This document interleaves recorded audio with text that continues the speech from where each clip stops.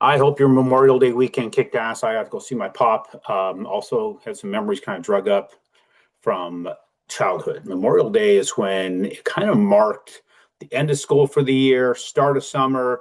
Family would load up and head to New Mexico to my mom's family's family gathering, right? And it was interesting when we had that big family reunion because you had a pretty broad group of people that would come from my grandmother, her two sisters and two brothers. And it was interesting the groups that would form. And just to be, I mean, honest about it, there were rival gangs that were represented at those events, which was crazy to see them respond to each other the way that they did. And then have the elders, right? My grandmother, her sisters, her brothers come sometimes wheeling up in wheelchairs with their oxygen on, whatever, and they would just point, and these guys would calm down. Then the next morning, my grandfather, he was a preacher. He would have his outdoor service in his outdoor chapel. And those guys that were fighting the day before was like, I'm sorry, cuz, and they're listening to the word the next morning. So those were great memories, but it sparked something else, something that I'm working on. We've lost that hierarchy in the world today.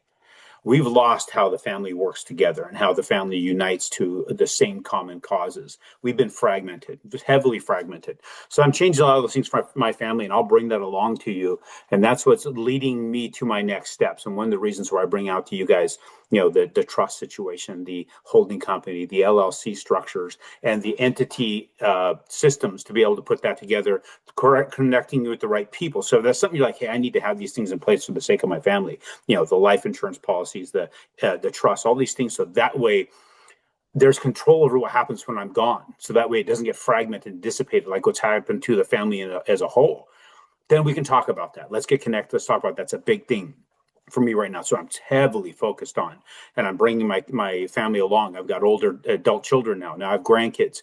Everybody's involved in this. Now, are they involved heavily? No, we're still constructing it, but I'd be happy to share with you what we're doing. In the meantime, let's talk about the market. Let's see what's happening in the bonds, which is very, very interesting when you start looking at the trade, the price action here.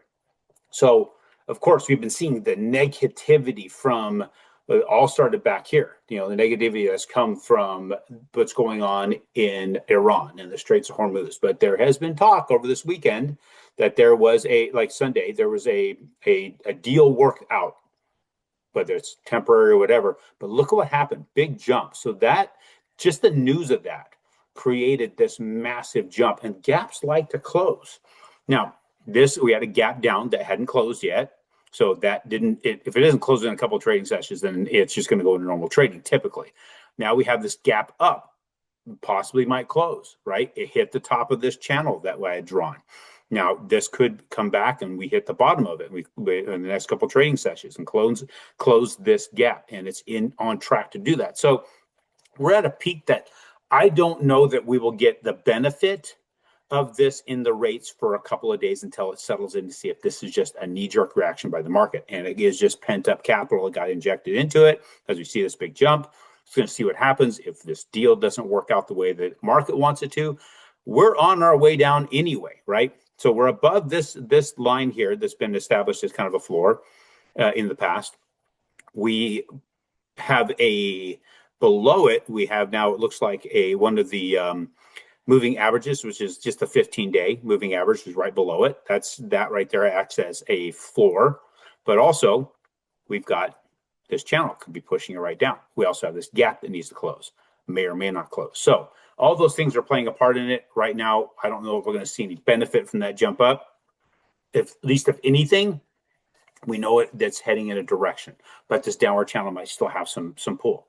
There's a lot of things at play here. Hard to say right now. If you see it, if the deal works, if the rate's available to you, you can reasonably keep it rented. The tenants can pay for it. You get the amortization, you get the appreciation, you get the tax benefits, and you get to raise rents. If that's what's happening in the deal you're staring at, take it, move on, quit waiting to see what's going to happen in the market. Get that locked, move to something else, focus your energy somewhere else, not keep worrying about what happened with the rates when you locked or should you lock.